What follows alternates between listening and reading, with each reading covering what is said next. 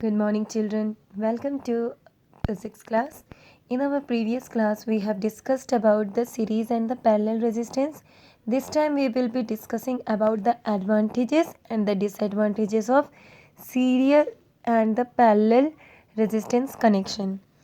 बच्चों देखिए क्या होता है सीरियल वाले में क्या होता है सीरीज में क्या होता है एक के बाद एक दूसरा कनेक्टेड होता है मीन्स आपका जो रेजिस्टेंस है वो कैसे एक के बाद एक कनेक्टेड होता है। इसकी वजह से प्रॉब्लम क्या आती है कि अगर मैं कहूँ कि एक बल्ब है और एक इलेक्ट्रिक हीटर कह दिया जाए तो इन दोनों को ऑपरेट करने के लिए अलग अलग करंट की ज़रूरत होती है। भाई बल्ब से ज़्यादा करंट चाहिए हीटर को, लेकिन जब दोनों सीरीज़ में कनेक्टेड हैं और सीरीज़ कनेक्शन में क्या होता है कि जो करंट है वो एक बराबर जाता है सब में।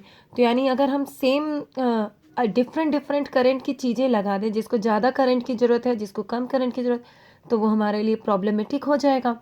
और एक इसमें डिसएडवांटेजेस क्या है, इसमें आपका अगर बाय चांस यहीं पे कनेक्शन फॉल्ट हो गया स्टार्टिंग में या फिर बीच में कनेक्शन फॉल्टिंग हो गई तो करंट आगे नहीं फ्लो कर पाएगा। तो ये एक सीरीज़ कनेक्शन का दो सबसे बड़ा डिसएडवांटेजेस है, क्योंकि इसमें जो करंट है वो थ्रू आउट कॉन्स्टेंट होता है। See the word here constant. और क्या होता है कि अगर बीच में गलती से भी एक भी करंट का फ्लो टूट गया मीन्स कंपोनेंट ब्रेक हो गया, फेल हो गया, तो आगे के कंपोनेंट्स तक करंट पास ही नहीं हो पाएगा। अब बात करते हैं पैरेलल की। पैरेलल में क्या होता है बच्चों कि जो आपके गैजेट्स होते हैं वो हम पैरेलली कनेक्ट करते हैं, और क्या होता है पैरेलल में जो टोटल रेजिस्टेंस है वो कम हो जाता है। रेजिस्टेंस कम होगा तो करंट ज़्यादा होगा, ठीक है। रेजिस्टेंस क्या होता है, फ्लो ऑफ करंट को कम करता है, ठीक है, फ्लो ऑफ इलेक्ट्रॉन्स को रोकता है। तो अगर रेजिस्टेंस कम होगा तो करंट अच्छे से फ्लो होगा। अब इसमें क्या, अगर बाई चांस हमारे ये देखिए पैरेलल में अगर मैंने कहा एक का कनेक्शन टूट भी गया तो भी ये दो तो काम करेंगे, R2 and R3 will work, क्योंकि इसमें ऐसा नहीं है कि हर किसी के लिए एक बराबर करंट की ज़रूरत होती है। इसमें वोल्टेज का होता है सीन, बाकी अलग अलग अप्लायंसेस के लिए अलग अलग करंट की ज़रूरत होती है, ठीक है। Means different appliances needs different current, so it is better over the series combination, ठीक है। और इसमें यह भी दिक्कत नहीं है कि अगर आपका सर्किट डिफ़ॉल्ट हो गया या बीच में टूटा तो भी कोई दिक्कत नहीं होगी। इसके साथ ही बच्चों अब हमारा नेक्स्ट टॉपिक आता है heating effect of electric current. Heating से क्या समझ में आता है, किसी भी चीज़ के गर्म होने का मतलब होता है हीटिंग। अब हम बात कर रहे हैं heating effect of electric current. तो यानी जो भी आपका इलेक्ट्रिक सर्किट है उसमें क्या होता है जब करंट हम पास करते हैं, ठीक है, तो एक पॉइंट से एक टर्मिनल से दूसरे टर्मिनल तक में क्या होता है, जब हमारा प्रेशर इंक्रीज करता है just due to the passing of current, हम लगातार करंट पास करेंगे तो स्टार्टिंग एंड से लेकर लास्ट एंड तक में करंट का ही क्या होता है, प्रेशर इंक्रीज करता है। और वही प्रेशर को हम बात करते हैं क्या चीज़, पोटेंशियल डिफरेंस। तो अब क्या बात करेंगे कि ये जो पोटेंशियल डिफरेंस है, समटाइम्स क्या होता है कि दो टर्मिनल्स के बीच में जो पोटेंशियल डिफरेंस होता है वो किस वजह से होता है, क्योंकि जो सेल्स होते हैं उनके बीच में केमिकल रिएक्शंस होते हैं। केमिकल रिएक्शंस की वजह से क्या होता है, पोटेंशियल डिफरेंस जनरेट होता है दो टर्मिनल्स के बीच में, ठीक है।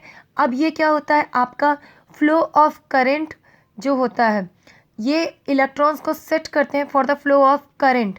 और जो आपके सिस्टम्स होते हैं बैटरी में जब कनेक्टेड होते हैं जो सिस्टम्स, क्योंकि देखिए क्या होता है बैटरी में कंटिन्यूसली आपका कोई भी कूलिंग इफेक्ट नहीं होता, तो लगातार करंट फ्लो करता रहता है।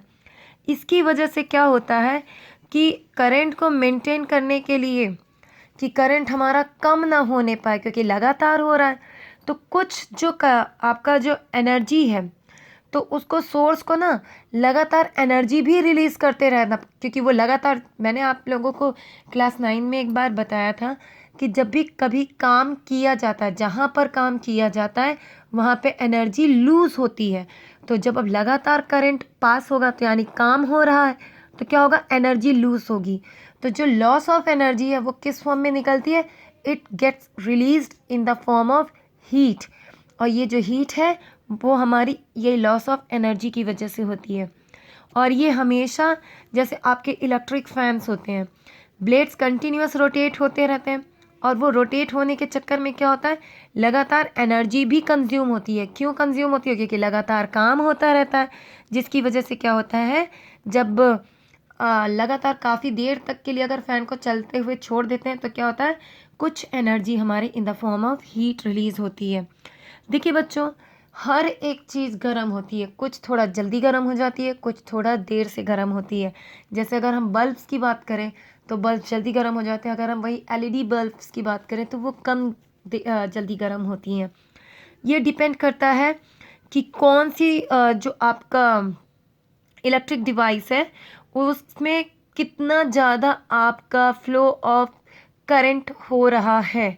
ठीक है, कितना करंट फ्लो हो रहा है, कितना वोल्टेज वो कंज्यूम कर रहा है, इन सब चीज़ों पे वो डिपेंड करता है।